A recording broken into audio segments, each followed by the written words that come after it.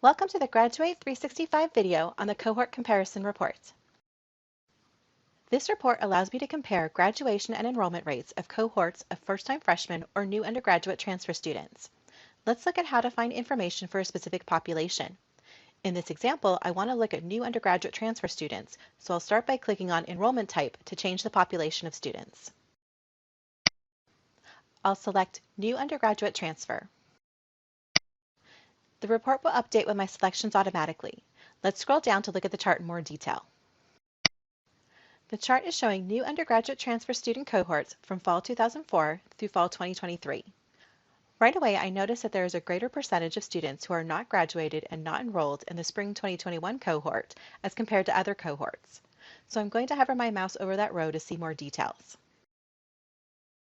The green section of the row indicates that 56.9% of the spring 2021 cohort have graduated from the university.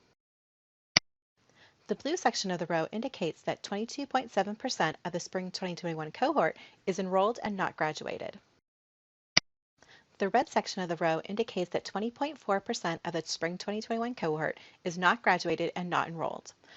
I want to investigate these students more, so let's scroll down to the table to view more details. Since all cohorts since fall 2004 are listed, I'll need to scroll down to view the spring 2021 cohort. Now I can view more details for the spring 2021 cohort of new transfer students. If I compare to the spring 2020 cohort, there are more students in that cohort who are not graduated and not enrolled, but the initial cohort size was larger than in spring 2021. However, I can see that the spring 2022 cohort is already trending towards being as high as the spring 2021 cohort when it comes to not graduated and not enrolled students.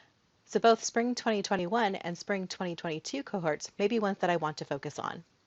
I want to save this table to Excel, so I'll click on the Menu Options button. Then I'll choose Export to Excel, although I can also export to CSV if I want to use Excel but have more flexibility with the formatting.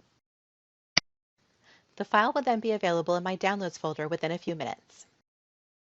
Thank you for viewing this video. To learn more about Graduate365, you can view links to additional resources in the notes for this video.